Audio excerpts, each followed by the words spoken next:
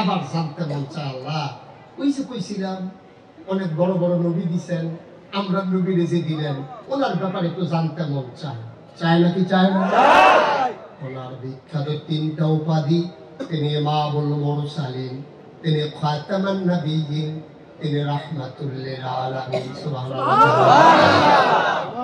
3টা বিষয় নিয়ে কথা বলার সময় পাবো না, আজকে শুধু আলোচনা করব তিনি রাহমাতুল লিল আলামিন, তিনি সমস্ত জগৎবাসীর জন্য রহমত। ঠিক কিনা? ওনাকে যে যেইভাবে চিত্রিত করতে চায়, ফ্রান্সে ওনার কাল্পনিক কাল্প রাখতে চায়, বিভিন্ন দেশে ওনার চরিত্র নিয়ে প্রশ্ন উঠায় নাকি উঠায় না? উঠায়। আল্লাহ তাবারক ওয়া তাআলা ওনাকে কিভাবে তৈরি করেছেন, কিভাবে ওনার নজরে আল্লাহর নজরে নবী কেমন, এটা আমরা আগে জেনে নেব। কে কি মনে করলো, কোন পাগল ছাগল কি বললো, এটা আমাদের কিছু আসে যায় না। ঠিক কিনা? কারণ যার যেটা আন্দাজ নাই এটার ব্যাপারে তো কথা বলে লাভ নাই। ওই যে আমাদের যমুনা সেতুর পাড়ে গিয়া 2 ভিক্ষুক দাঁড়ায় দাঁড়ায় চিন্তা করতে আছে, এই ব্রিজটা করতে কত খরচ হইতে পারে। 2 ভিক্ষুক যমুনা সেতুর পাড়ে দাঁড়াইয়া চিন্তা করে ব্রিজটা খরচ কত যাইতে পারে, এত বড় ব্রিজ নিশ্চয়ই অনেক টাকা গেছে। একজনে কয় মনে হয় 10,000 হইতে পারে, আর একজনে কয় 10,000 পেয়ে ব্রিজ করতে হবে, 20,000-এর নিচে এটা হাতে দম দেখতে হবে।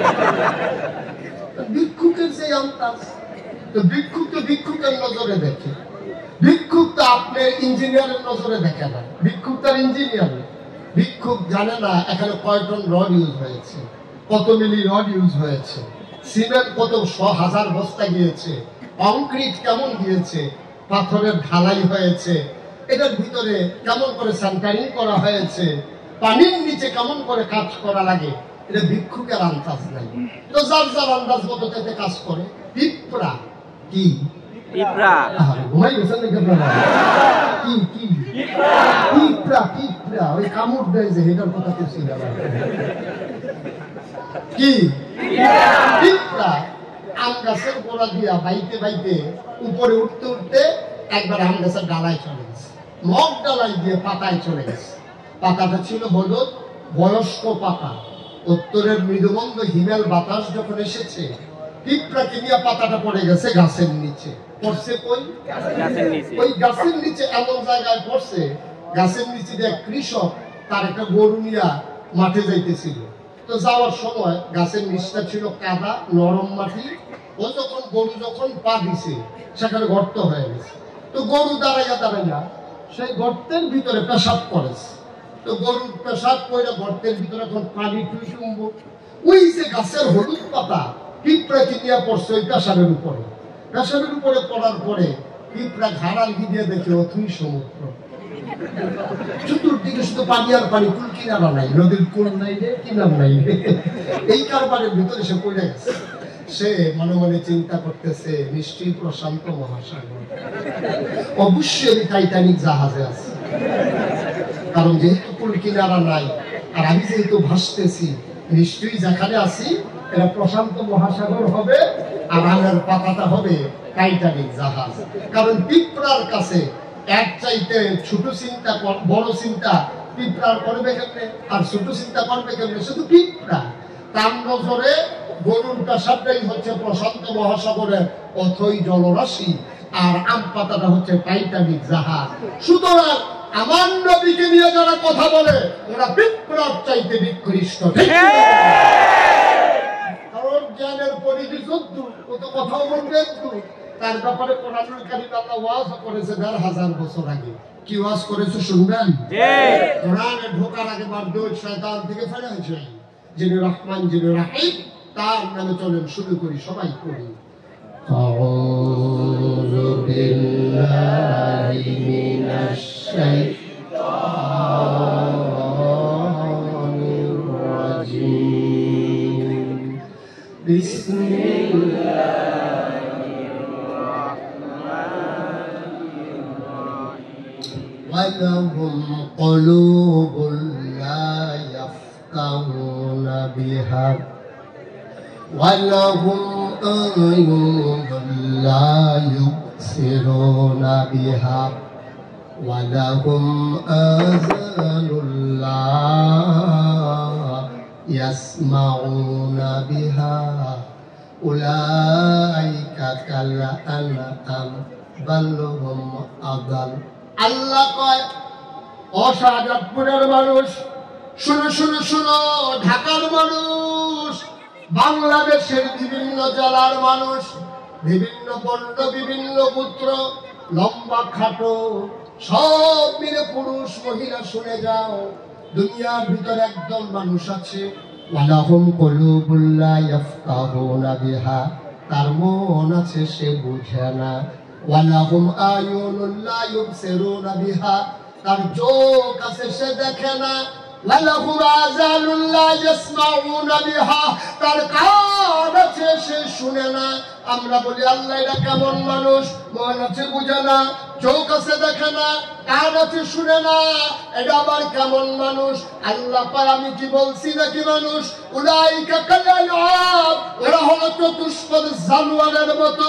আল্লাহ পায় না বালুকুম আদাল, এটা জানোয়ারের চাইতে আরো নিকৃষ্ট, ঠিক কিনা? মন থাকার পরও যে বুঝে না, চোখ থাকার পরও যে দেখে না, কান থাকার পরেও যে শুনে না, কত নিকৃষ্ট। আমার বাসা কুমিল্লা শহরে, রানীর বাজার একটা এলাকা আছে, ওখানে আমার বাসা। পাশের মসজিদে বাসায় থাকলে নামাজে যাই, রাস্তার দুই পার্শ্বে মসজিদের গেইটে অনেকগুলো ভিক্ষুক বসা থাকে। একটা ভিক্ষুকের সাথে আমার বড় খাতি, অনেকগুলো ভিক্ষুক। একটা দায়িত্ব আমি নিতে চাই যে তোমার যত সমস্যা আমারে জানাবা, আমি চেষ্টা করব। লুঙ্গি লাগলে লুঙ্গি কিনা দেবো, গামছা লাগলে গামছা কিনা দেবো, চাইও তুমি আবার শেরওয়ানি চাও তাইলে কিন্তু দিব। এই মিল মতো যেটা যেটা দরকার, দরকারি জিনিস নিয়ে কোনো সমস্যা নেই। তো সেও অপেক্ষায় থাকে আমি কখন মসজিদে যাব। ও জানে আমি মসজিদে গেলে কিছু না কিছু তাকে দেবই। তো আমার এক বন্ধু একবার কুমিল্লা শহরে আমার সাথে দেখা করতে গেছে। ও বলতেছে, দোস্ত আমার তো খুব দেখা করা দরকার, তুমি কই? আমি বললাম তুমি ওই যে রানীর বাজারের কাছে যে মসজিদ, ওখানে চলে আসো, আমরা একসাথে জোহর করি, দেখা হবে। তো দেখার পরে কথা বলতে বলতে আমি গেট ক্রস করতেছি। তো গেট ক্রস করার সময় এই ভিক্ষুকের কথা আমার আর মনে হয়। আমি যে কথা বলতেছি, ভিক্ষুক চোখে দেখে না, অন্ধ অন্ধ ভিক্ষুক চোখে দেখে না, কিন্তু সে কানে তো শুনতেছে আমি যে কথা বলে চলে যাইতেছি। সে আমার ডাক দিছে, হুজুর চলে যেতেছেন? আমি কানে না, আইতে আসছি। আমি আবার ফিরে গেছি। আমি আমার বন্ধুকে বললাম, বন্ধু এই মানুষটা চোখে দেখা না, কিন্তু তার অনেক আকল বুদ্ধি খুব বেশি। তো চোখেই দেখা না, কিসের বুদ্ধি? আমি এখনই কার পাইবা, কেমন বুদ্ধি? তা আমি ওর কাছে গেলাম, পকেট থেকে 10 টাকার একটা নোট বার করলাম। কয় টাকা? 10 টাকা। কথা কয় না দেখি, ঘুমাই গেছেন আপনারা? কয় টাকা?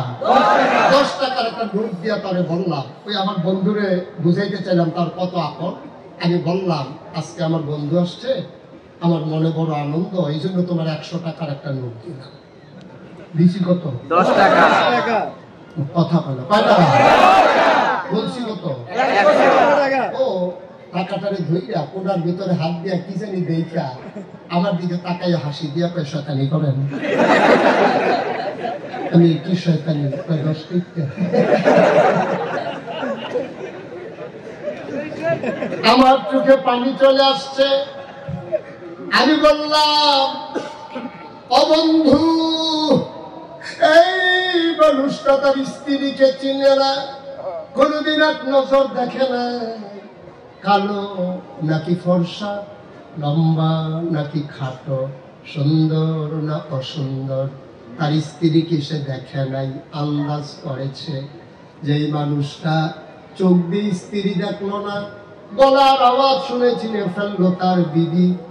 বাচ্চা যেগুলা জন্ম দিয়েছে ওদেরকেও সে চিনে না, কথা বললে চিনে। ও বন্ধু, আকলের কত দাম! স্ত্রী চিনে না, সন্তান চিনে না, আকল খাটাইয়া ঠিক ঠিক চিনে ফেলছে 10 টাকা, ঠিক কিনা? মানুষটা আল্লাহ তাবারক ওয়া তাআলার কাছে অনেক মর্যাদা।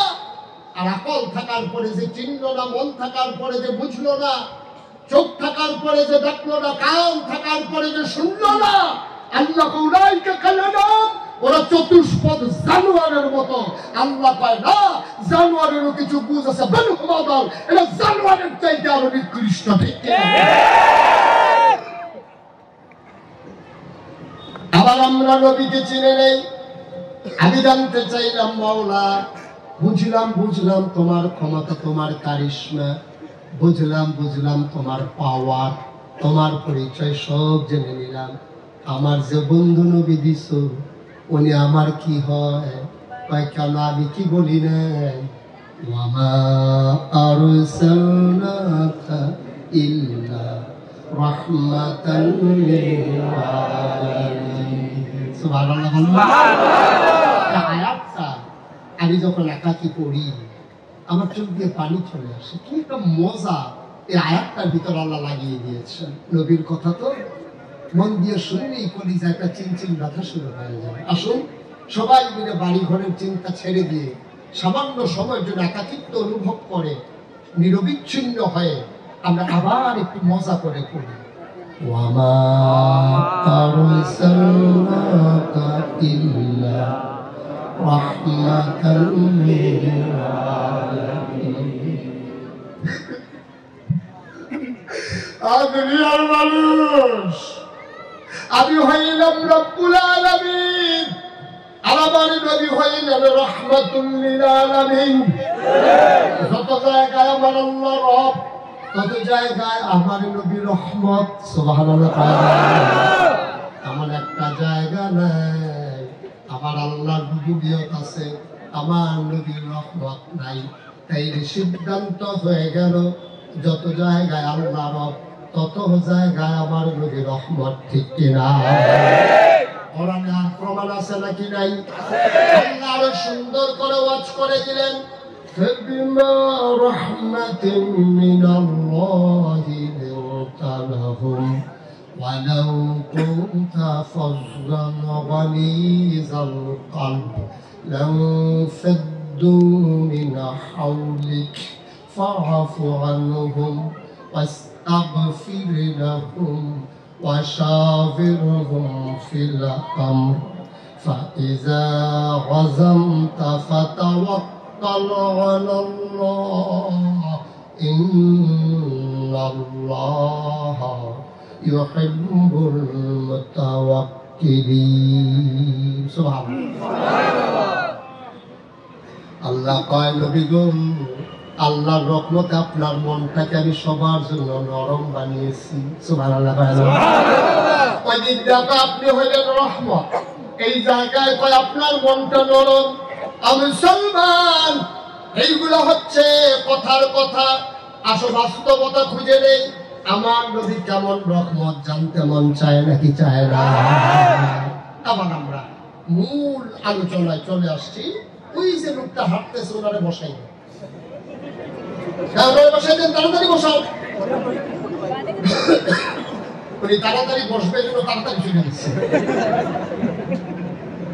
আমিন কম, জুড়ে খান। মরহুম মাফি বানাইতে হবে না তো, প্রাণবন্ত হবে। সবাই মিলে একেবারে উচ্ছ্বসিত হয়ে হৃদয় উজাড় করে দিয়ে আমরা এখন আমাদের নবীর কথা শুনবো ইনশাআল্লাহ। প্রস্তুত সবাই? প্রস্তুত? দেখেন আবার কাঁপাকাঁপি করে কথা তো আরেকটা মনে করছে ওই এই নমুনা। পরীক্ষা দিতে প্রস্তুত সবাই? আমার যে কাঁপাকাঁপি করে ওই যে লোক গেছে পরীক্ষার হলে বসে সে কাঁপতে আছে। ফ্লোর হইলো পাক্কা, বেঞ্চ হইলো কাঠে। এখন ফাঁকার ভিতরে বেঞ্চ যখন লড়ে ঠোঁটরি ঠোঁটরি আওয়াজ হইতে আছে। হেডমাস্টার স্যার দৌড়ে আসছে, কিসের আওয়াজ হয়? দৌড়ে এসে দেখে সে বৈশাখী স্যার কাঁপতে আছে। স্যারে কাঁপো কেন? স্যার কাঁপি না। ওই দেখি তোমার আওয়াজ শুনলে আমি দেখলাম অফিস থেকে এখন পর্যন্ত আসি, তুমি বলতেছো কাঁপো না, তোমার তো গলা শুদ্ধা কাঁপতে আছে। ওই জি না স্যার, তো বুতাম শুদ্ধা কাঁপতে আছে তোমার, তুমি তো কাঁপো না। ওই জি না স্যার, কাঁপি না স্যার। এখন সে কাঁপা থামানোর জন্য সামনের বেঞ্চের ভিতরে হাত দিয়ে বসছে, যে একটু শক্ত করে বসলে হয়তো কাঁপাটা আর হবে না। এখন বসারটাও কাঁপে, ধরারটাও কাঁপে, দুইটা মিল্লা কাঁপতে আছে। স্যার বলি দেখি তুমি কি শুরু করছো এখানে আইসা? স্যার কাঁপি না স্যার। পারিবি কি কাঁপতে আছে? স্যার কাঁপার কি দেখছে? কাঁপা শুরু হবে সামান্য একটু পরে। কোন সময় কাঁপা শুরু হইব? স্যার প্রশ্ন না তো দিলে না, দেখবেন কাঁপা কারে। তাহলে আমরা কাফাকাফির দরকার নাই। হ্যাঁ, সবাই একেবারে শক্ত হয়ে বসেন। আমিন কর, যেরকম এতগুলো লোক আমিন বলে এই আওয়াজ হয়, যেরকম আমিন। এখন নবী যে রহমত প্রমাণ আছে নাকি নাই? যে বছর নবী দুনিয়াতে তাশরীফ এনেছেন, ওই জমানায় খুব চিকন কথা, গভীর মনোযোগের সাথে শুনতে হবে। নবী যে বছর দুনিয়াতে এসেছেন, ওই বছরে ওই জমানায় মক্কার একটা নিয়ম ছিল। নিয়ম হলো সম্ভ্রান্ত বংশাবলী যারা ভুইয়া, চৌধুরী, সরকার, খনকার, পেশকার, স্বর্ণকার, দফাদার, বিভিন্ন বংশ আছে। এরকম বংশাবলী মানুষ যারা, টাকাওয়ালা যারা, ওরা নিজের স্ত্রীর দুধ বাচ্চাদেরকে খাওয়াইতেন না। মায়েরা সন্তানকে দুধ খাওয়াইতেন। মা সন্তানকে দুধ খাওয়াইতেন না। এখন সন্তান খাবে কি? ওই সময় একটা শহর ছিল পাশে মক্কা, তার নাম হলো তায়েফ, যেটা এখন আছে কিয়েভ। এই তায়েফ শহর থেকে একদল মহিলা আসতো মক্কা। ওই তায়েফের মহিলারা ছিল সুঠাম দেহের অধিকারী এবং তাদের ভাষা ছিল খুব সাবলীল, উচ্চারণ ছিল খুব সুন্দর। তারা আরবিতে খুব পারদর্শী ছিলেন। ওদের ফাসাহাত, বালাগাত, ভাষার মাধুর্য, ভাষার অলঙ্কার ছিল অনন্য তৎকালীন জমানায়। তো ওই মহিলাগুলো আসতো মক্কায়। ওই আসতো মক্কায় আইসা টাকার বিনিময়ে ধনী ধনী বাচ্চাগুলো দিয়া যেত তায়েফে। 2-2.5 বছর দুধ খাওয়াইয়া তারপর আইনা আবার দিয়া যেত মক্কায়। এটা একটা চিরাচরিত নিয়ম ছিল। তো যে বছর নবীজি দুনিয়াতে আসলেন, নবীর বংশ ছোট বংশ না বড় বংশ? কম দামি বংশ না দামি বংশ? এখন ওনারাও তো আইনের ভিতরে পড়ে গেছে। নবীর আম্মা আমিনা তিনি বুকের দুধ খাওয়াবেন না। সাময়িক ওই ড্রাইভার আসতে আসতে, তায়েফের মহিলার আসতে আসতে যতদিন, তখন মায়েরা বুকের দুধ খাওয়াইতেন, আর তায়েফের মহিলা আসতে দিয়ে দিতেন, সুপর্দ করে দুধ খাওয়াইয়া নিয়ে আসতেন। তো একদল মহিলা ওই জমানায় তায়েফ থেকে রওনা করছে মক্কায়। মনে করেন মগবাজার থেকে রওনা করছে, মৌচাক থেকে রওনা করছে, আসবে শাহজাদপুর। কোথায় আসবে? শাহজাদপুর আসবে। রওনা দিছে কোথেকে? মৌচাক থেকে। কথা বুঝেন না? আচ্ছা, বাড্ডা থেকে ধরেন, এত বেশি দূরে দেখে আপনারা কইতেন চান না, যে এত দূরে আমরা যাইতে পারবো না হুজুর, আরো কাছে কম। কাছেই কইতে আছি, বাড্ডা। ঠিক না? বাড্ডা থেকে রওনা দিছে, আসবে কই? শাহজাদপুর আসবে। মহিলারা রওনা দিছে তায়েফ থেকে, আসবে মক্কায়। কথা বলে আছেন ইনশাআল্লাহ? খুব গভীর ভাবে খেয়াল। কোথেকে রওনা দিছে, কোথায় আসতেছে, এগুলো নাম টাম খেয়াল। কোথেকে রওনা দিছে? বাড্ডা। আসবে কোথায়? ওই দিক দিয়া তায়েফ, আসবে কই? ওকে, ফাইন। তাইলে বাড্ডা থেকে রওনা দিছে, আসবে শাহজাদপুর। বাড্ডা পার হইয়া, দক্ষিণ বাড্ডা পার হইয়া উত্তর বাড্ডা মাদ্রাসার কাছে আসার পরে একজন মহিলা চিল্লা দিয়া কইতেছে, নাই। কি কথা বলে? কি উনি তো কইছে না, উনি তখন ছিল না, কই বলতেন উনি তখন ফলাফলের আওয়াজ থামাইতে আছে, দায়িত্ব নিয়ে। দক্ষিণ বাড্ডা থেকে উত্তর বাড্ডা মাদ্রাসার সামনে আসার পরে এক মহিলা বলতেছে, নাই। কি বলতেছে? সবাই বলতেছে, কি নাই? আমার সাথেই ছিল। ওই কি ছিল? কয়েকজন মহিলা ছিল। ওই কি হয়েছে? এখন নাই। কয় কি নাম? কয় হালিমা। সুবহানাল্লাহ। মহিলার নাম কি? হালিমা। হালিমা নাই। গরিব মানুষ, তার বাহন বড় দুর্বল, ওট ছিল খুব দুর্বল। হালিমার সফর সঙ্গী ছিল 3 জন। হালিমা, হালিমার স্বামী, ওনার ছেলে। ওনার ছেলের নাম হলো আব্দুল্লাহ। মনে রাখতে হবে, কি নাম? আব্দুল্লাহ। হালিমার ছেলের নাম আব্দুল্লাহ। তো উটের উপরে উঠছে 3 জন। এমনি উট দুর্বল, আবার উঠছে 3 জন। এমনি স্টার্ট বন্ধ হয়ে যায়, সাধবারে লোক উঠছে। এখন 3 জন যখন রওনা দিছে, দক্ষিণ বাড্ডা থেকে উত্তর বাড্ডা আসার আগে উঠ শুয়ে গেছে। ওরা বারবার তদবির করতে আছে, উঠার উঠে না। এখন ওরা অনেকক্ষণ দক্ষিণ দিকে তাকাই থেকে চিন্তা করলো, এখন কি করব? যাওয়া তো দরকার, গুলশানে যেতে হবে, শাহজাদপুর যেতে হবে। সময় যায়, পরন্ত বিকেল, সূর্য পশ্চিম আকাশে হেলে পড়ছে, বুধুনি লগ্ন, পাখিরা আপন নিরে ফিরে যাচ্ছে। এই মুহূর্তে সন্ধ্যা হয়ে গেলে শীতের কুয়াশায় বাচ্চারা হয়তো রেখে দিতে চাইবে না, চলো তাড়াতাড়ি করে যাই। অনেকক্ষণ উত্তর ভান্ডার থেকে দক্ষিণ ভান্ডার দিকে তাকাইয়া যখন দেখে যে হালিমা আসে না, ওরা রওনা করেছে শাহজাদপুর দিকে। শাহজাদপুরে আইসা ইন্ডিয়ান এমবিসির ওয়াল ঘেঁষা ওরা যখন ভিতরে ঢুকছে এই এলাকার নাম কি? কথা বলা টিপা। এই জিলপারে ঢুকা দেখছে কার বাড়ি বড় বিল্ডিং, কে ইঞ্জিনিয়ার, কে সাবেক এমপি। বম্বের চাটে বানাইছে, কাগজ সুতা খাইয়া বানাইছে, কাগজপত্র সুতা খাইয়া বানাইছে। ডাইনাতে বামে তো টিপসই দিছে ফাওয়ার সহ টিপসই দিছে। আমার বাংলাদেশ লজ্জায় বাঁচি না দাদা। খাইতে খাইতে এমন খাওয়াই খাইছে, ভগিনী বেদির লিগে বিস্কুট হয়েছে। হ্যাঁ, বিস্কুট হাতে খাইয়া বলে দিচ্ছে।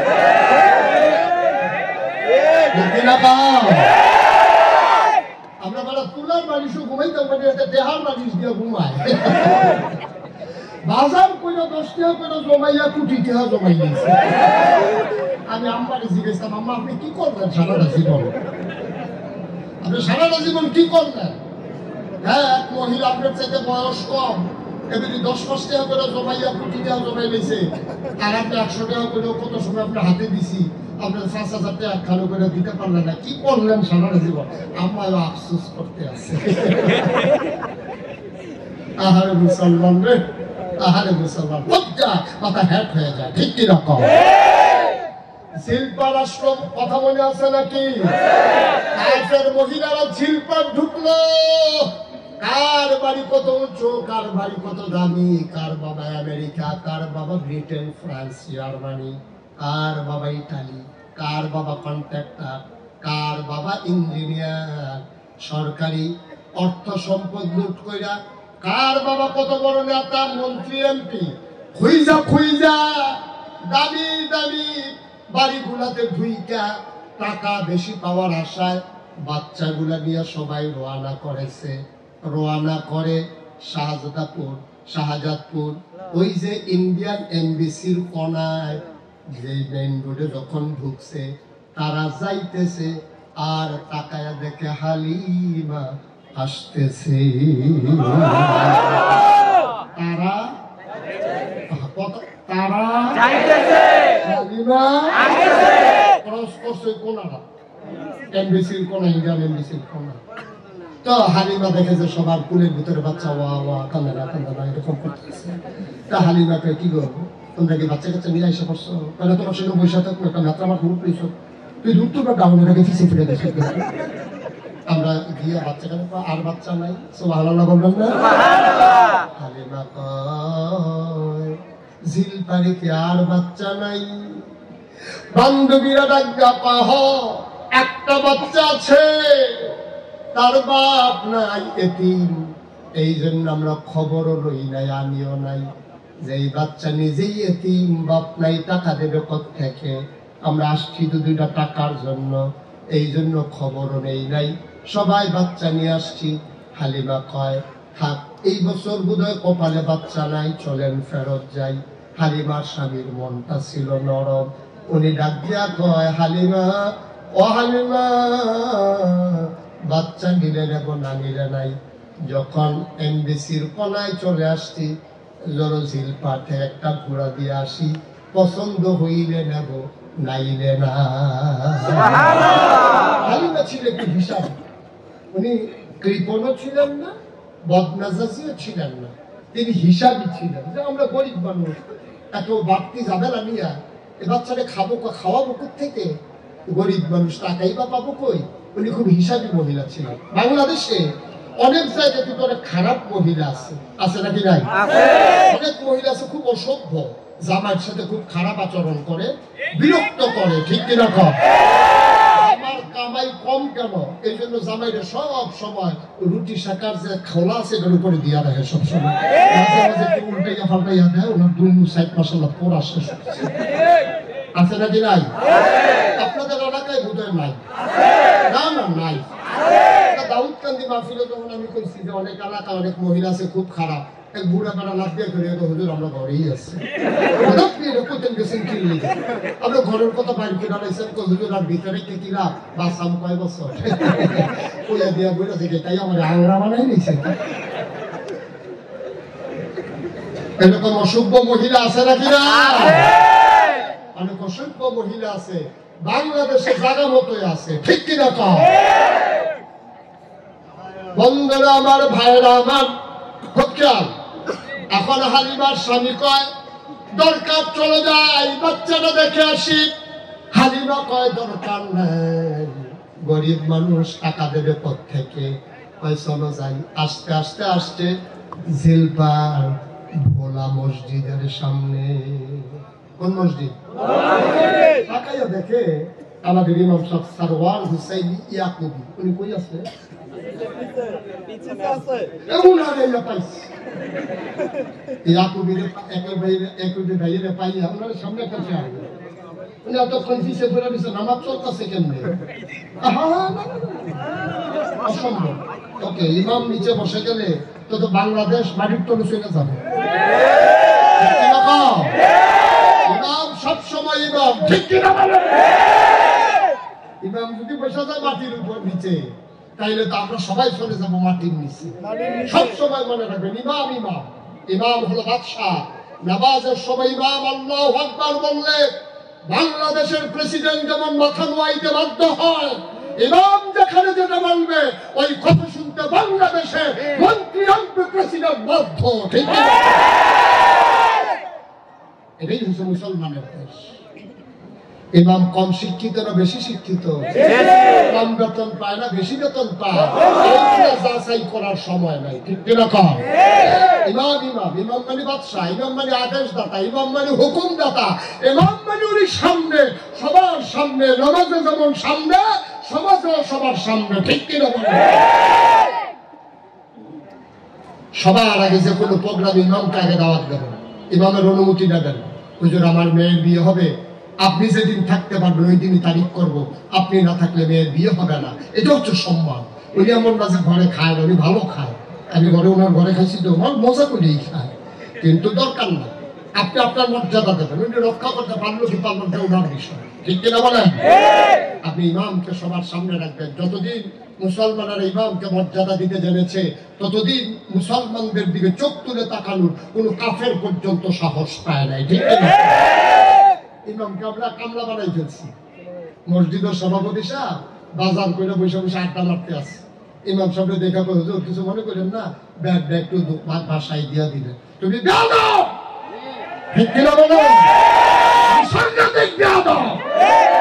ইমামকে দিয়া বাজারের ব্যাগ পাঠাও তোমার কত বড় কলিজা দুঃসাহস তুমি হচ্ছে মসজিদের সভাপতি বাড়ি হচ্ছে তুমি মসজিদের খা দেন ঠিক কি বলেন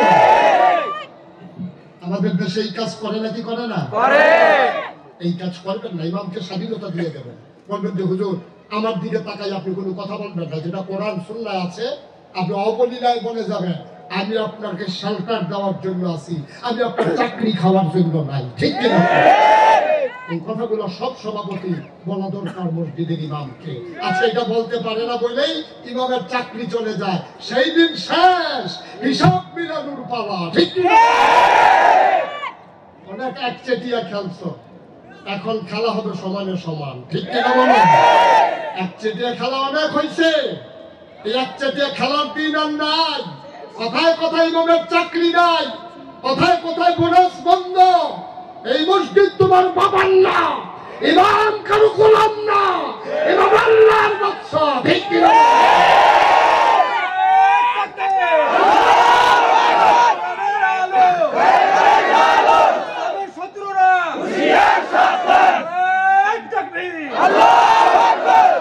সব মাহফিলে গেলেই দেখি ইমামরে আরে কয় যে ইসলামের শত্রুরা সাবধান এমনি তো সাবধান আরো সাবধান করে দিয়া শেষ করে দিচ্ছে এমনি কত সাবধানে কাজ করে যাতে ফাঁস লাগান লাগবে হারাকে আপনার মতো আমার মতো ফাঁস লাগায় নাকি খুব সাবধানেই ফাঁস লাগায় ঠিক কিরকম সুতরাং আর সাবধান করেন না কোনো মাহফিলে চলে যান না শুনে হারা এমনি হারা কত শিরুন কামলা হইছে আরো করতে আছে সাবধান হারা কয় বাবা আস্তে অনেক সাবধান নাউজুবিল্লাহ, কষ্ট হইতেছে বোধ না, ছেড়ে দেওয়া দরকার। তো ওই যে হালিমা, কথা মনে আছে তো? হালিমা, হালিমার স্বামী আর ছেলের নাম নাকি? সচেতন শ্রোতা। এখন আইসা দেখা হয়েছে ইয়াকুব হুজুরের সাথে, হুজুরের সাথে দেখা হয়েছে। পরে হালিমার স্বামী ডাক দেখো, হুজুর বাড়ি গো, বাড়ি করে দিকে যাওয়া 15 বছর এলাকা দাওয়াত খাইতে খাইতে কামা কামা করে রয়েছিস, এমন কোনো ঘর নাই, চিনি না, কি কারবার সেটা কম। ওই যে হুজুর তাদের বেশি কিচ্ছু না, আপনার এই এলাকায় নাকি একটা বাচ্চা আছে, মোহাম্মদ সাল্লাল্লাহু আলাইহি ওয়াসাল্লাম। আপনি বুঝে মোহাম্মদের কথাই বলছিলেন। হ্যাঁ, আব্দুল্লাহর বাচ্চা মোহাম্মদ। আব্দুল্লাহ ভাই সাহেব দুনিয়াতে নাই, সে মায়ের পেটে থাকা অবস্থায় উনি দুনিয়া থেকে বিদায় হয়েছে। বাচ্চা তার বাপ দেখে না, বাবা তার বাচ্চার মুখ দেখে বাচ্চা বাপ দেখে নাই, বাবা বাচ্চার মুখ দেখে নাই। কি হয়েছে বলেন? ওই ঘরটা কোনটা? আবার ইমাম সাহেব আঙ্গুল দিয়া দেখাই দিলেন, ওই যে ঘর, ওই ঘর মামেনার ঘর। হালিমা, হালিমার স্বামী, ছেলে, তিনজন মিলে গেলেন ঘরের কিনারে। কত ভদ্র, কত সভ্য মহিলা হালিমা। ডাক দেয়া কয়ে, স্বামী গো, এই মহিলার ঘরে স্বামী নাই, পুরুষ নাই, আপনি ভিন্ন পুরুষ, আপনি ঘরে ঢোকা ঠিক হবে না। আপনি আমার ছেলে আব্দুল্লাহরে তুলে নিয়ে একটু দাঁড়ান, আমি একটু ভেতরে দেখে আসি। হালিমা দরজায় দাঁড়ালেন। আসসালামু আলাইকুম। ওয়ালাইকুম আসসালাম। কে বাইরে থেকে সালাম দেয়? আমার নাম হালিমা। কোন হালিমা? আমি হালিমাতুস সাদিয়া। চিনলাম না, আমি তায়েফ থেকে এসেছি বাচ্চা নেওয়ার জন্য। আবার আমরা চোখের পানি ছেড়ে দিয়ে কয়, হালিমা গো, ও হালিমা, তোমার বুঝি আমার বাচ্চার জন্য মায়া লেগেছে গো হালিমা।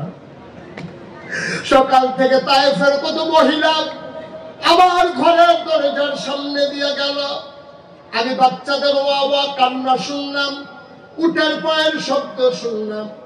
ও হালিমা, কারো মায়া লাগলো না, কেউ দেখতে এলো না, কেউ আমার বাচ্চার খবর নিল না। তোমার বুঝি মায়া লাগছে হালিমা? আহলান সাহালান মারহাবা, মোস্ট ওয়েলকাম, আমার ঘরে তোমারে স্বাগতম। আবার হালিমা ঢুকলেন।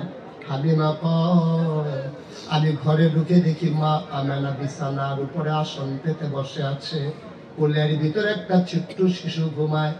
এইরকম একটা সাদা রুমাল দিয়া বাচ্চার মুখটা ঢাকা, বাচ্চার মুখটা এমন করে ঢাকা।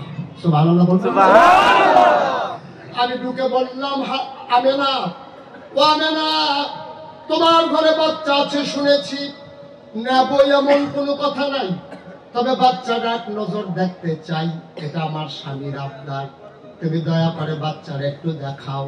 আমেনা কয়, দেখে নাও নয়ন ভরে। হালিমা কয়, দেখবো কেমনে, রুমাল দিয়ে মুখ ঢেকে রাখলে। আবার আমেনা টান দিয়ে মুখের পর্দা সরাই দিলেন, টান দিয়ে মুখের পর্দা সরাই দিলেন। আবার আমেনা, হালিমা কয়, আমি দেখি ফুটন্ত গোলাপ, চতুর্দশী পূর্ণিমার চাঁদ যেন ফকফকা জ্যোৎস্না নিয়ে মা আমেনার কোলে হাসতেছে, চোখ বন্ধ করে ঘুমিয়ে আছে। আমি অবাক বিস্ময়ে তাকিয়ে আছি। আমি চমকে উঠলাম, আমি থমকে গেলাম, আমি আশ্চর্যান্বিত হয়ে গেলাম। মনে মনে চিন্তা করলাম, মানুষ বুঝি এত সুন্দর হয়? জীবনে আমি অনেক বাচ্চা দেখেছি, খোদার কথা আমি জীবনে কোনদিন এত সুন্দর বাচ্চা দেখি নাই। মুফাসসির, মুহাদ্দিস, মুফতিয়ানে আযম, কবি, সাহিত্যিক, ঐতিহাসিক, দার্শনিক আর শিক্ষাবিদ, সাহাবায়ে কেরাম, তাবিঈন, তাবে তাবিঈন, সকল ঘরানার ওলামায়ে কেরাম কয়, হালিমা কথা বলতে সাবধানে বইল, তুমি বলতেছো এত সুন্দর বাচ্চা আর দেখো নাই। হালিমা গো, এর চাইতে সুন্দর বাচ্চা আমার আল্লাহ আর একটাও বানায় না।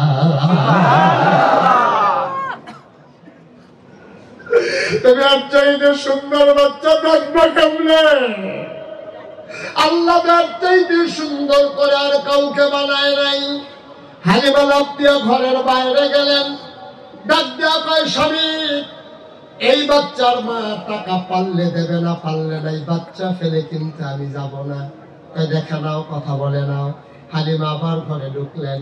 হালিমা কয়, আমি তাকিয়ে আছি বাচ্চাটার দিকে, বাচ্চারা চোখ বন্ধ করে ঘুমায়। আমি মনে মনে চিন্তা করতেছিলাম, আমি তো তারে দেখি, সে তো আমারে দেখে না।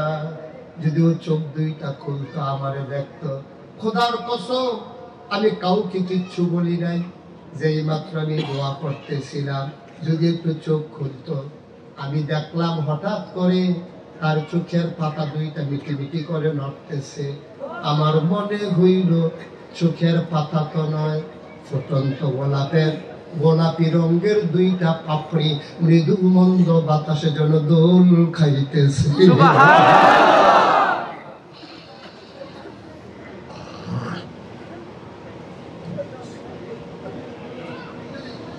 আমি তাকিয়ে আছি, আমার দিকে তাকিয়ে আছে। চার চোখের মিলন হয়ে গেল। আমিও পলক ফেলি না, ও পলক ফেলে না। মনে হলো জনম জনমের পরিচয়। আমি তাকিয়ে আছি, বাচ্চারাও তাকিয়ে আছে। হঠাৎ করে খেয়াল করে দেখলাম মোহাম্মদ ঠোঁটের কোনার একটু বাঁকা কইরা কেমন জানি একটা মুচকি হাসি দিছে। আর মনে হইল রে, হাসিটার সাথে সাথে আমার কলিজাটা যেন দুইটা ভাগ হয়ে গেছে। আমি চিৎকার করে বললাম, স্বামী ও স্বামী, আপনি অনুমতি দেন, এই বাচ্চা ফেলাইয়া গেলে আমি বাঁচবো না, আমি হালিমা মরে যাব। সে আমার কলিজা দুইটা ভাগ করে ফেলছে। এটা কেমন বাচ্চা, কি তার চাহনি, কি সুন্দর তার চোখ, কি সুন্দর তার মুখ, কেমন তার জোড়া ভ্রু, কেমন তার নাক, কেমন তার ঠোঁট, কেমন তার মৃদু হাসি। সুবহানাল্লাহ।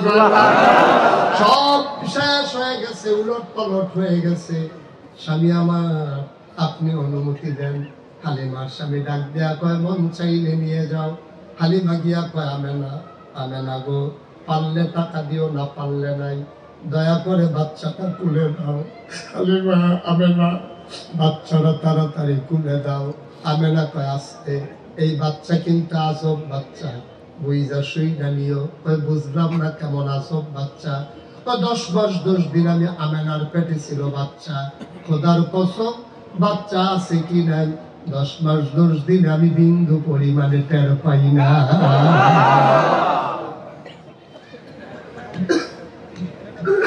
একটা পিঁপড়া কামড় দিলে আমি টের পাই।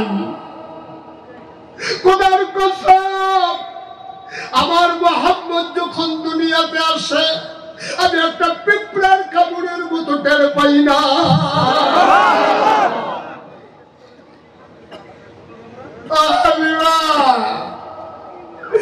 এই বাচ্চাটা বড় আজব বাচ্চা, খাইতে দিলে খায়, না দিলে আর কান্না কাটি করে না, ঘুম পাড়াই দিলে নড়ে না। বড় আজব বাচ্চা গো হালিমা, সাবধানে রাইখো। হালিমা কয়, কোন আপত্তি নাই, বাচ্চারা দিয়ে দাও। হালিমা, আরো কথা আছে, এই বাচ্চারা সাংঘাতিক, কোনদিন খাবারের জন্য কাঁদবে না, তুমি সময় করে খাওয়ানো লাগবে। ঘুম পাড়াই দিলে নড়ে না, আজব ঘটনা গো হালিমা। এই বাচ্চা নিয়ে আমার বড় কষ্ট আছে। খারাপ বানাই, চাঁদের টুকরা আমার সন্তান, আমি কোনদিন তার একটা কাগজের খেলনাও কিনা দিতে পারি নাই। আমি তারে কিচ্ছু কিনা দিতে পারি নাই। আমার বাচ্চারা জীবনে একটা খেলনাও দেখে নাই। আমার মনে বড় কষ্ট। তার আব্বা আব্দুল্লাহ যদি থাকতো, কত সুন্দর খেলনা কিনে আনতো বাচ্চার জন্য। আমি তো কিচ্ছু পারলাম না, আমি তার অসহায় মা। হালিমা বলে বড় কষ্ট। একদিন হাম্মামে ঢুকেছি, আশ্রমে ঢুকেছি, গোসল করব, গায়ে পানি ঢেলে দিয়েছি। পরে ঘুম পাড়াই গেছি, তো ঘুমাইলে নড়ে না। গায়ে পানি ঢেলে দিয়েছি। হঠাৎ আওয়াজ শুনলাম কি যেন নড়ে। আমি জানালা ফাঁক করে তাকাইয়া দেখি যেই মোহাম্মদ কোনোদিন নড়াচড়া করে না, আজকে কেমন যেন সে হাত পা নাড়তেছে, খিলখিল করে হাসতেছে। আমি উপরের দিকে তাকাইয়া দেখি কি যেন সে ধরতে চায়, কি ধরতে চায়। আমি উপরে তাকাইয়া দেখি যেই বাচ্চারা আমি মা হইয়া খেলনা কিনা দিতে পারি নাই, তার মাওলা তার আল্লাহ তারে খেলনার বাকি রাখে নাই। আমি তাকাইয়া দেখি আকাশের চাঁদ আর আকাশের তারাগুলা খেলনা বানাইয়া মোহাম্মদ হাতের নাগালে আল্লাহ পাঠাই দিছে।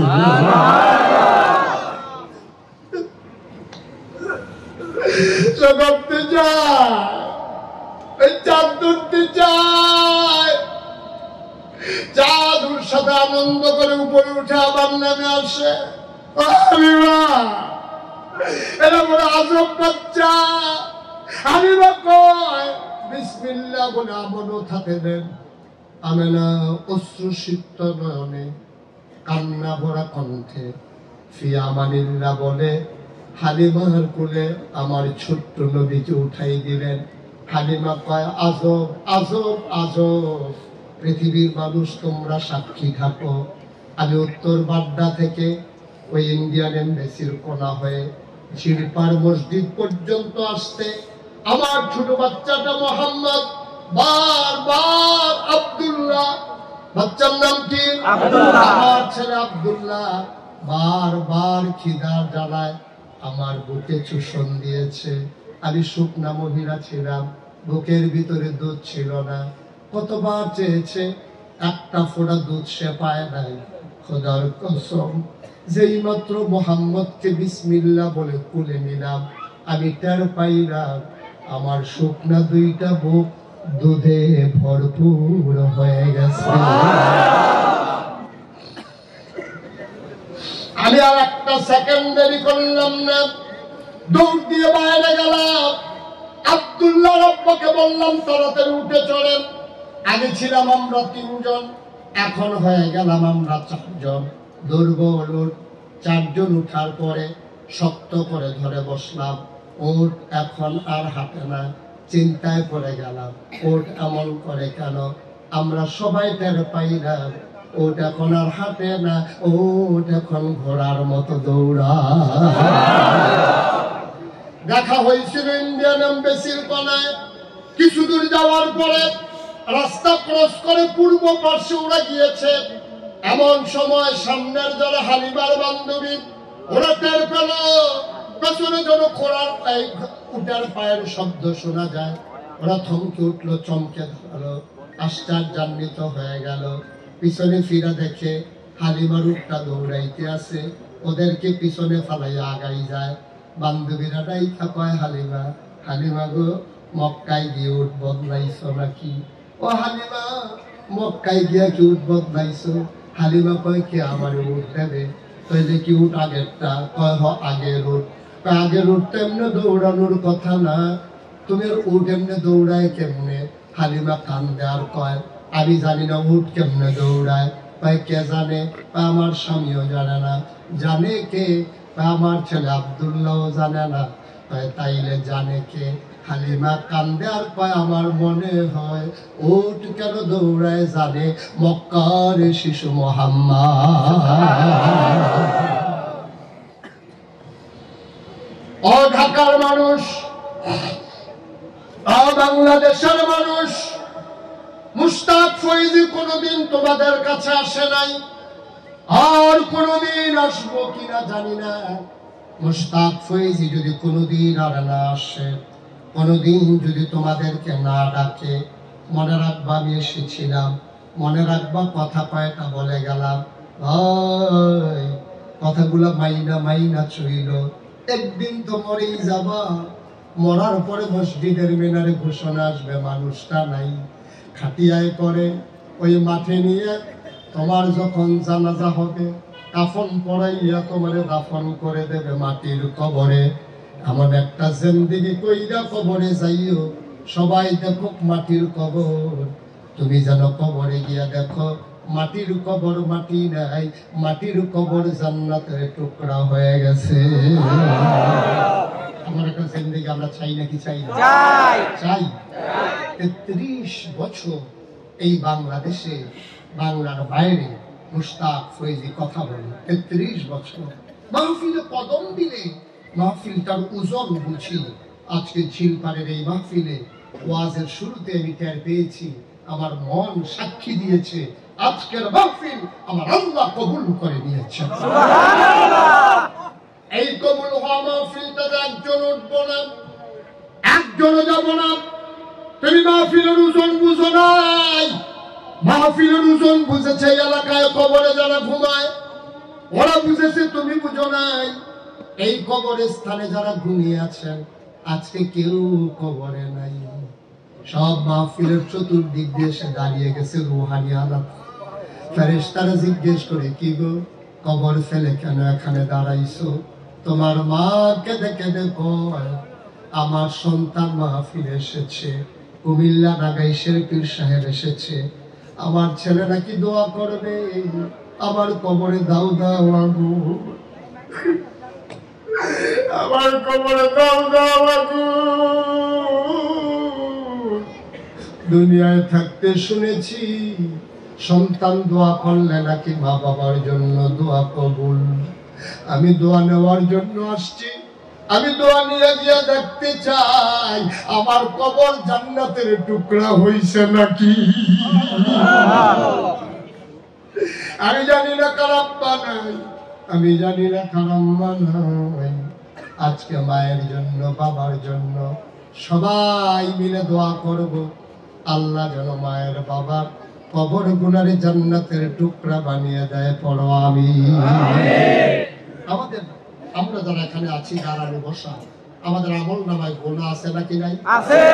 আল্লাহর নবী কয়, নো টেনশন, চিন্তার কোনো দরকার নাই, গুনাহ তো বান্দা করবেই, আমার উম্মত তো গুনাহ করবেই।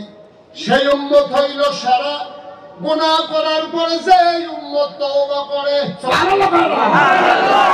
তোমরা গুনাহ করেছো, এটা স্বাভাবিক। আদম সন্তান গুনাহ করবে, এর মানে গুনার লাইসেন্স না, গুনাহ করতেই পারে, কিন্তু এটার একটা সুরাহার ব্যবস্থা আছে।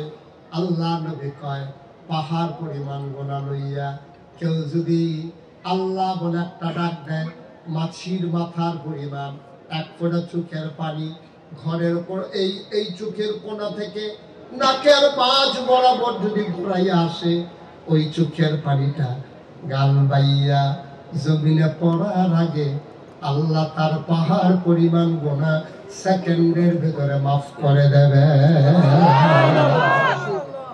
আমরা তওবা করতে সবাই রাজি আছি ইনশাআল্লাহ? সবাই তওবা করবেন ইনশাআল্লাহ? আমাদের দেশে এখন তওবা মানে কি বুঝছেন? তওবা মানে হচ্ছে বিরাট হুজুর আইছে, এই গাড়ির ভিতরে পুরা বিরাট লম্বা ফাগড়ি আছে, এই ফাগড়িটা দিয়া ফলাইছে, যে দৌড়তে বসে তে কাপড় করতে গেছে, এটার নাম তওবা। এটার নাম তওবা। আজকে আমি যেটা করবো এটা হলো আনুষ্ঠানিকতা। প্রকৃত তওবা করবেন আপনি বাড়িতে গিয়া ফজরের নামাজের আগে গিয়া। তওবা কারে কয়? আপনি আস্তে করে ঠান্ডা পানি দিয়ে ওযু করেছেন, 4 রাকাত তাহাজ্জুদ পড়ে আপনি সিজদায় গিয়া মাওলার সাথে কথা বলতেছেন, মাওলা আমি যদি মাথা না উঠাই আমি তো এখানেই শেষ। রব্বা কারীম, পাহাড় পরিমাণ গুনাহ হয়ে গেছে, আমি জীবনে আর গুনাহ করব না। সুবহানাল্লাহ। এক নম্বরে তওবা মানে হচ্ছে ওয়াদা করা, আমি আর জীবনে গুনাহ করব না। 2 নম্বরে আমার গুনাহগুলো আমি মাফ চাই। 3 নম্বরে আমি যে গুনাহ করলাম আমি বড় লজ্জিত, আমি বড় শর্মিন্দা, আমি লজ্জা পেয়েছি, আমি আর গুনাহ করব না, আমারে মাফ করে দাও। এটার নাম হইল তওবা। ঠিক কিনা? তাই আমরা সবাই মিলে এখন তওবা করবো। যারা বসে আছেন তারা নামাজের মতো করে বসে, আদবের সাথে আমরা বসি। আর উনি যে যাইতে আছে ওনার একটু বসাল দিবে। এই যে ভাই তওবা করে যান না, ওনার গোড়া নাই কি? এত কইতে আসছি তারপরে হাঁটতে আসছি, ঠিক আছে, ওনার গোড়া নাই, উনি তওবা করবে, কি করতে হবে? একবারে নিষ্পাপ তোমার তো গোনাও নাই তো বড় দরকার নেই। আপনি ইচ্ছে করলে এই সুযোগটা পাবেন ভাই। কে দেবে আপনার এই সুযোগ? কে আপনারা ডাইকা ডাইকা তওবা করাবে? কেউ থাকবেন। আপনি বুঝেন নাই, বুঝেন নাই। সবাই মিলে আমরা তওবা করি। সবাই আমার সাথে পড়েন। আউযু বিল্লাহি মিনাশ শাইতানির রাজিম। বিসমিল্লাহির রহমানির রহিম। আস্তাগফিরুল্লাহ। আমরা তওবা করতেছি কার কাছে? আল্লাহ তাআলার কাছে। আমি খুশির জন্য না, আল্লাহর কাছে চাইতেছি। আমি আপনারা দেখেছেন পোস্টার হ্যান্ডবিলে আমার নামের সাথে মুশতাক ফয়েজি পীর সাহেব দুইটা শব্দ লেখা আছে না? আমি পীর সাহেব হতে চাই না, কারণ বাংলাদেশে পীর সাহেব দেখতে দেখতে আমি অতিষ্ঠ। আমি বাংলাদেশে এমন অনেক পীর দেখছি, আমি মনে করছি 15-20 জন, পরে উনি একজন, মানে এমন ভাবে বইছে পুরানা আফগানি খাত লইয়া 2-3 কাঠা জায়গা লইয়া রুমটার ভিতরে উনি ঢুকলে আর শ্বাস আলামের জায়গা নাই। এই বিরাট এক ফ্যাট ফুট লইয়া বইয়া রয়েছে, উনি হলো ফিসাব। এইরকম ফিসাব দেখছি, দেখে আমি অতিষ্ঠ। আহারে মানুষ এরকম হয় কিম্পুত কিমাকার ফেডে ফুটে নমুনায় সমুনায় কপাল বালাকে ওই উফরে ফরছে না জাগা দুম বন্ধ হইয়াতে মারা যাবো তার ঠুলে ফোন। ঠিক কিনা কাও? পীর সাহেব মানে হলো বাংলাদেশে বৈশা বৈশা খাওয়া, কোনো চাকরি নাই, কোনো বাকরি নাই। আমার অবাক লাগে এই যে আমি মুস্তাক হই যে আমার যে ফিসাব পায়, আমি তো মেহনত করে খাওয়ার না মানুষ, কষ্ট করে খাওয়ার মানুষ। আমার হাত আছে, পা আছে, নাক আছে, চোখ আছে, মুখ আছে, মাদ্রাসায় পড়েছি, ইউনিভার্সিটিতে পড়েছি, আমার জন্য চাকরির দরজা খোলা। তাই আমার মতো মানুষ আমি এক জায়গায় গিয়ে বসে থাকবো আর মুড়িদার আসবে টাকা দেবে, সেই টাকা খাবো, এক চাইতে নাদান এই পৃথিবীতে মানুষ আছে। এক চাইতে নাদান কেমনে হয় যে একটা সুস্থ সবল মানুষ বসে থাকবে, রিক্সাওয়ালা এরা টাকা দেবে, ভিক্ষা করা মহিলা এসে টাকা দেবে, আর সেই টাকা সে খাবে সারা জীবন। সে আত্রা এমনি ফিক্সড করে রয়েছে, যারে দেহে আত্রা ব্যাপারটা হইয়া খায়, তারা জানি তার একটু ঘুরাই দিছি, এই ব্যাপার ঘুরে দেবে।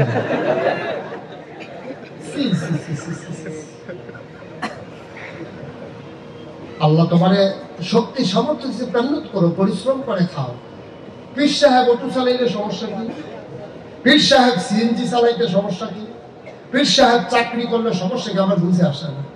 যেই নবীজির দিন প্রচার প্রসারে তুমি পীর সাহেব হইছ, এই নবীজি মেহনত ছাড়া একদিনও খায় নাই, একদিনও খায় নাই, একটা সেকেন্ড যায় নাই উম্মতের চিন্তা না করে, কত পরিশ্রম করে করে। আরে নবীজি একটু বাঁকা হয়ে আসতেন শেষ বয়সে। আম্মা জান আয়েশা বলতেন, ইয়া রাসূলুল্লাহ আপনি এভাবে গুচ্ছা হয়ে গেছেন, আপনি কি বয়স বেশি হয়েছে? এই বয়সে মানুষ বাঁকা হয়ে যায়। নবীজি চোখের পানি ছেড়ে দেখো, আয়েশা গো আমি তো সোজাই ছিলাম। ওই যে খন্দকের যুদ্ধের সময় বড় পাথরটা যখন কেউ উপর নিতে পারছিল না, আমি বলছিলাম সবাই সরো, আমি নেই। আমি পাথরটা যখন ধরে আলগি দিয়েছি, হঠাৎ করে কোমরে টন করে একটা ব্যথা হয়েছে, ওই যে বাঁকা হয়েছিলাম আর সোজা হয়ে গেল। ওই যে বাঁকা হয়েছিলাম আর সোজা হয়ে গেল গো আয়েশা, আমি বাঁকা ছিলাম না।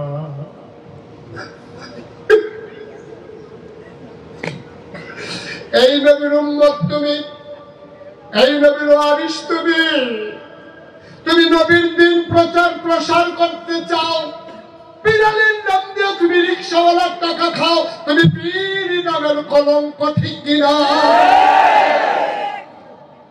পারলে রিক্সাওয়ালারে দাও, ভিক্ষা করো মহিলারে দাও, করুণায় তুমি সাহায্যের হাত বাড়াও, বন্যার সময় মানুষের দরজায় যাও।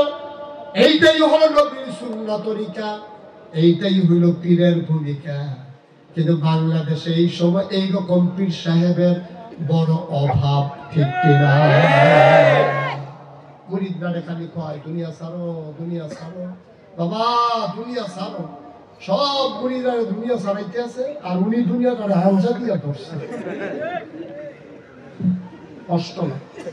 ওস্তাদ ফয়েজি পীর সাহেব, আমার দাদা ফুরফুরার সিলসিলার বড় একজন পীর ছিলেন। আমার আব্বা ইন্তেকাল করেছেন 85 সালে, দাদা ইন্তেকাল করেছেন 98 সালে। আব্বা অনেক আগে ইন্তেকাল করেছেন, দাদার হাতে মানুষ হয়েছে। দাদা একদিন খবর দিল, আমি তখন কোথায় ঢাকাতে পড়ি, দাদা খবর দিয়ে বাড়িতে নিলাম, দেখলাম বাড়ি ভর্তি অনেক মেহমান, অনেক লোক। এই বললাম কি খবর? কয় যে কথা আছে মাগরিবের পরে। সবাই বসেছে, পরামর্শ করতেছে যে আমার দাদার ইন্তেকালের পরে এই দরবারের দায়িত্বশীল কে হবে।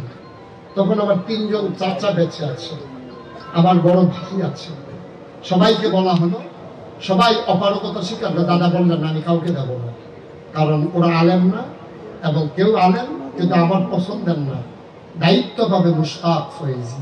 আমি হাউমাউ করে কাঁদতে শুরু করলাম। আমি বললাম আমি কেন, আমি এই বোঝা নিতে পারবো না, আমি ছোট্ট মানুষ, আমার কাঁধে কেন এই বিরাট বোঝা। দাদা আমাকে জড়াইয়া ধরলেন, চোখের পানি দিয়ে আমার পিঠ ভিজিয়ে দিলেন।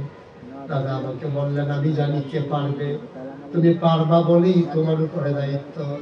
আমার মায়ের কাছে আমাকে নিয়ে গেলেন, বললেন মুশতাক ফয়েজিকে ইসলামের জন্য তোমার কাছে চাই, তুমি দিয়ে দাও। আমার মাও কাঁদতে কাঁদতে বিদায় দিয়ে দিলেন। দায়িত্ব কাঁধে পড়ে আসলো। আমি বললাম আমি তো পীর হতে চাই না। আমার দাদা বলল কেন চাও না? আমি বললাম আমি বুঝি দায়িত্ব কত বড় দায়িত্ব, আমাকে যদি পীর বানাতে চান আমাকে একটু জমিন দিতে হবে, একটু জমি আমাকে দিতে হবে। আমার দাদা বলে জমি দিয়ে কি করবা?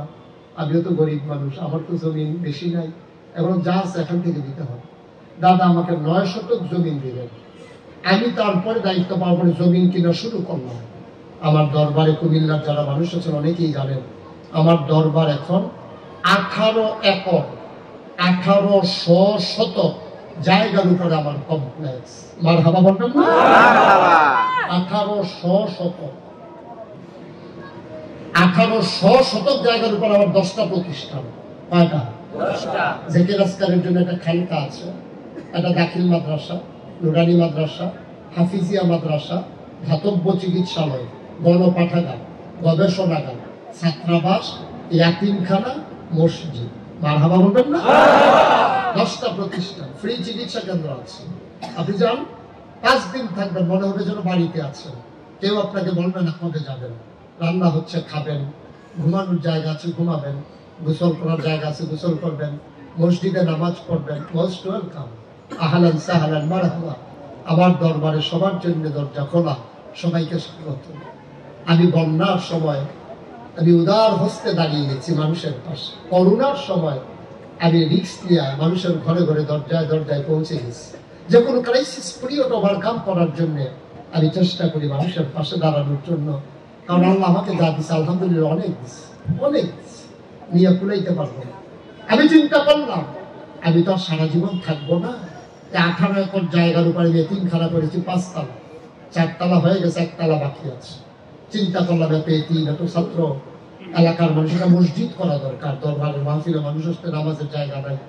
আমার দরবারে যারা ইঞ্জিনিয়ার 10 জনকে নিয়ে আমি একটা টিম করলাম। 10 জন ইঞ্জিনিয়ার মিলে এটা ভিউ দাঁড় করানো, আমার কাছে নিয়ে আসলো। আমি বললাম এটা কি? মসজিদের ভিউ নিয়ে আসছি। আমি দেখলাম বিরাট বড় মসজিদ, এবং এটা কত বড়। কত বড় চিন্তার দরকার নাই, একসাথে নামাজ পড়বে 6000 লোক।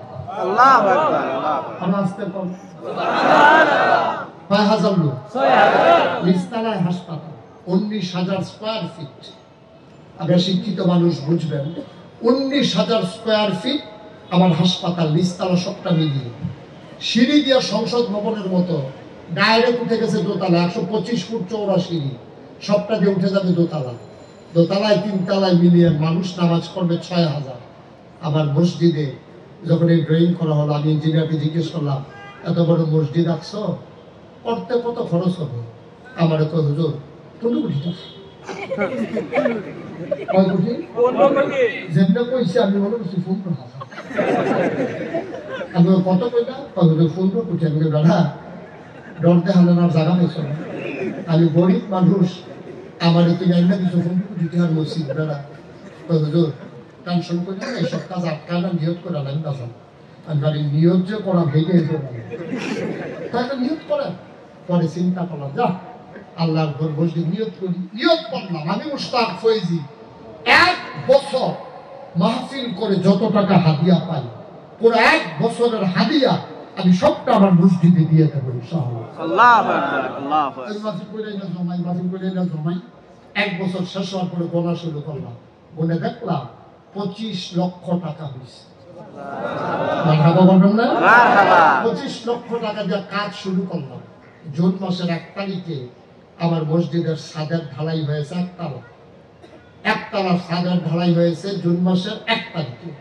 গত পরশুদিন আমি দরবার থেকে যখন বের হই, আমি বলি দেখি হিসাবটা কেমন খরচ করলাম, দেখি 4 কোটি 12 লক্ষ সামথিং আজকে পর্যন্ত আমার মসজিদে খরচ হয়ে গেছে। আলহামদুলিল্লাহ। আমি দিছি মাত্র 25 লাখ, বাকি টাকা আসলো কোত্থেকে? ওই ভিক্ষা করা মহিলা, রিক্সাওয়ালা। আমি দেশের বাইরে যখন যাই, ছেলেরা রাস্তার ভিতরে ডিউটি শেষ করে যখন হাঁটে, তা আমিও রাস্তার ভিতরে মাঝে মাঝে হাঁটি, মনে করছি আমার বোধহয় কেউ চিনবে না, যেহেতু বিদেশে মালয়েশিয়া, ওমান, সৌদি, ওইখানে আর কে চিনবে আমারে? মালয়েশিয়া রাস্তায় হাঁটতেছি, রাতের 12টা বাজে, ডিউটি শেষ করে আমার বাংলাদেশের ছেলেকে ফটফট করে যাইতে আছে। কিছু দূর গিয়ে আবার ফিরাই যাবে হুজুরে। আমি কই হ্যাঁ হুজুরে। পকেট থেকে হুজুর 200 রিঙ্গিট রাখছিলাম, মসজিদের জন্য রেখে দিচ্ছি, আপনার হাতে দিয়ে দিই, মোস্ট ওয়েলকাম। ওরা আমাকে কয়েকদিনের ব্যবধানে 15 লক্ষ টাকা আমার হাতে দিচ্ছে। মারহাবা। আমি খাগড়াছড়ি মাহফিলে গেছি, কত মানুষ, কত টাকা। ওই দিন আমি ব্রাহ্মণবাড়িয়া মাহফিলে গেছি, বুড়া একেবারে উঁচু হয়ে গেছে, বুড়া একবারে নজু বাঁকা হয়ে গেছে, লোকটা কথাও বলতে পারে না ভালো করে। প্রত্যেকে 100 টাকা আইলে আমার সামনে দাঁড়িয়ে দিচ্ছে। ওইটা বললাম এটা কি? আপনি শুনছি একটা মসজিদ করতেছেন, এটা আমি অনেক কষ্ট করে জমাইছিলাম এই টাকাটা। আমার চোখে পানি চলে আসছে। বললাম বাবা, আপনার এই 100 টাকা আমার কাছে 1 লক্ষ টাকা। মারহাবা বলবেন? আমি আপনাদের কাছে, আপনারা রাজধানীর মানুষ, ঢাকার মানুষ, ওই যে বলছিলাম 15 কোটি কইছে, একতলার ছাদের দিন ইঞ্জিনিয়ার আমার এক সাইডে নিয়ে কয় হুজুর 15 কোটি যে কইছিলাম ওই তো না, কি তো 30 কোটি। আল্লাহর খাস মেহরবানি, কাজটা আগাইতেছে খুব দ্রুততার সাথে। দোতলার কলাম গুলো উঠতেছে, ইমিডিয়েটলি দোতলার ছাদ হবে। আমি কোনোদিন বাংলাদেশে কারো কাছে হাত পাতি নেই, কিন্তু এখন একটা রিক্সাওয়ালা দেখলো আমার মসজিদের কথা বলি, মানুষ দেখলেই আমার জিজ্ঞেস করে হুজুর মসজিদের কি খবর। আজকে আপনাদের এখানে আসার পরেও কয়েকজন আমাকে জিজ্ঞেস করছে যে হুজুর মসজিদের খবর কি। আমার এক ভাই আপনার এই যে যমুনা ফিউচার পার্কের এখানে চশমার দোকান, ও আমারে ওয়াদা করছে যে হুজুর আপনার জীবনে যত চশমা লাগে আমি আসছি। আমি চশমা কিনে বাদ নাকি একবার খাই, আরেকবার লাগবে, এটা অনেক নিয়ত করছো, একটা দিলে তো সারা বছর শেষ। তো যাই হোক, আজকে এসে বলতেছে হুজুর আমি 20 বস্তা সিমেন্ট, আপনার ছাদ কোন দিন ঢালাই হবে আমাকে জানাইও। আপনার অনেক মানুষ এখানে আছেন। আল্লাহ নবী বলেছেন মান বানা লিল্লাহি মাসজিদান বানাল্লাহু লাহু বাইতান ফিল জান্নাহ, যে দুনিয়ায় মসজিদ বানাবে আল্লাহ নাকি জান্নাতে তার জন্য ঘর বানাবে। আমি মসজিদের ছাদে উঠে উঠে কান্দি, আল্লাহ আমি যদি মসজিদের কাজ শেষ না করে মরে যাই, তুমি যদি মৃত্যু দাও, এই মসজিদ করবে কে? আমার এই মসজিদ না করাইয়া মৃত্যু দিও না। এই প্যান্ডেলে যারা আছেন, ধনী গরিব নির্ধন, রিক্সাওয়ালা, খেটে খাওয়া শ্রমজীবী, সবার কাছে আমার একটা আবদার আছে। আপনি যদি মনে করেন হ্যাঁ আমার জিন্নাতে আমারও একটা ঘর হোক, আপনি যদি মনে করেন যে হুজুর ইনশাআল্লাহ আমি আপনার এই মসজিদে একজন গর্বিত সদস্য হতে চাই, মোস্ট ওয়েলকাম, আহলান সাহলান মারহাবা, আপনাকে স্বাগত।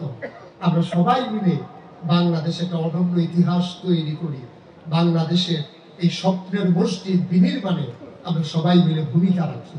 আমরা তওবা করব, যারা পারি আমরা সবাই মিলে শরীর